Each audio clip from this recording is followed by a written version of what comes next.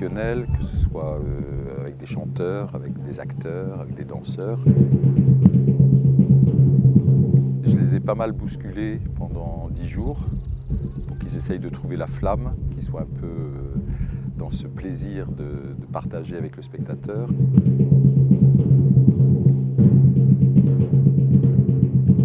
Et j'avais envie que tout ce monde-là se croise et rencontre aussi ceux pour qui on œuvre, mais dans une ambiance qui élimine un tout petit peu l'empesé du tombé de rideau, l'acteur qui est dans sa coulisse, on ne peut pas le voir.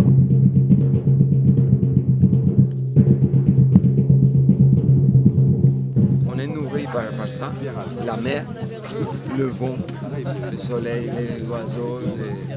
Et ça, c'est tout ça, ça fait que ça nourrit le spectacle.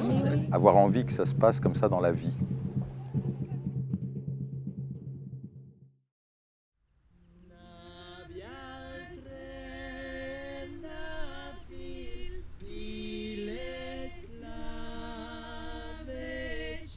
Ça fait 20 ans que j'ai lu Le Conte d'hiver et que j'avais envie de le monter parce que je trouve que c'est une pièce très mystérieuse. Je voulais que Shakespeare sorte du cadre empesé, lourd, qu'on lui prête trop souvent, comme un auteur inaccessible, comme si aujourd'hui on ne pouvait pas entendre le texte de Shakespeare. Bienvenue à la fête de la tonte et des moutons!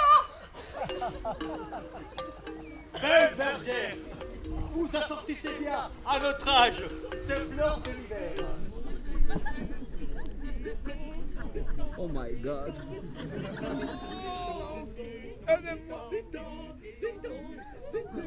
On dirait de vous voir en fidélité et m'évanouirais.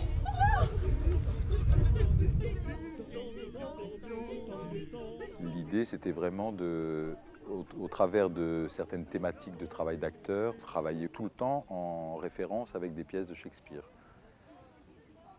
Et comme il y a pratiquement tous les acteurs là, qui sont dans la distribution ont suivi pratiquement tout le cycle de recherche, ça s'est petit à petit imposé à moi de leur proposer ça. C'était possible. En plus avec une famille d'acteurs qui va de 7 à 75 ans. Et voilà.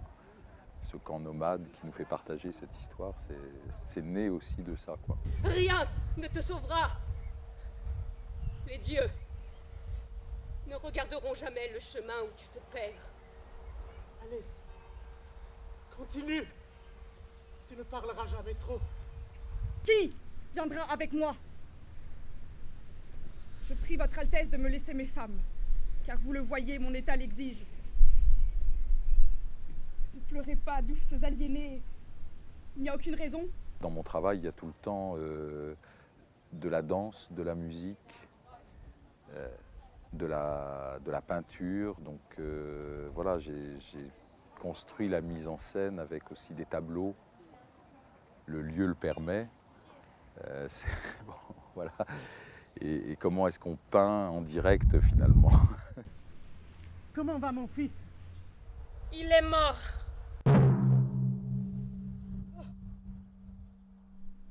Épargnez-moi vos menaces. Vous pensez m'effrayer avec cet arrêt que j'attends? Pour moi, la vie n'a plus de sens. Quand j'aurai parlé, crié, malédiction! La reine, la plus douce, la plus chérie des créatures, est morte. Vous étiez bien parti parce que vous étiez que dans le texte de Shakespeare. Puis à un moment donné, ça s'est à nouveau redécalé. À nouveau, on s'est un peu parasité, emberlificoté. Vous voyez ce que je veux dire? Donc, soyez que dans Shakespeare, vous allez voir que ça va tracer tout droit. Sur le texte, ça peut être encore plus précis. Pour tous, hein. C'est-à-dire certaines qualités du dire, de saveur, de mâcher, du mot. Cette qualité du dire qu'on recherche, cette transparence, cette limpidité, c'est juste le fait d'avoir le plaisir de dire les mots, et la mise en scène qui a été faite par-dessus, peut-être que ça, c'est suffisant. Et quand une certaine personne sera morte, j'hériterai de bien plus que vous ne pouvez imaginer à l'instant. Là, on est dans le temps où il faut laisser se reposer toute la matière engrangée là, depuis 10 jours. Parce que vraiment, toute la première partie, c'était beaucoup plus juste. Après, cette histoire de musique intérieure, de dynamisme, d'envolée, c'est à l'intérieur du corps que vous devez la porter, pas à l'extérieur du corps. C'est pour ça que je vous dis arrêtez les bras, etc. Ça ne veut pas dire que les bras ne sont pas en jeu, mais il y a une certaine épure à trouver, un certain centrage, et en même temps, cette petite musique intérieure qui vous fait vibrer, éclatant, cette joie qui traverse tous les masques, etc. Veille sur ton bateau! Je ne serai pas long! Hâtez-vous! Et n'allez pas trop loin dans ces terres! Un gros temps se prépare! Et ce pays est réputé pour les créatures sauvages qui le peuplent! Moi j'ai une question par rapport à ça. Est-ce que les respirations hors Shakespeare dont tu parles, c'est des respirations hors musique intérieure? C'est ça? C'est du surjeu, c'est l'acteur qui veut se mettre en humeur, en énergie. Alors que si tu l'as... Oui, ça, je pense que ça se rejoint. La musique intérieure, c'est en lien avec l'état du personnage.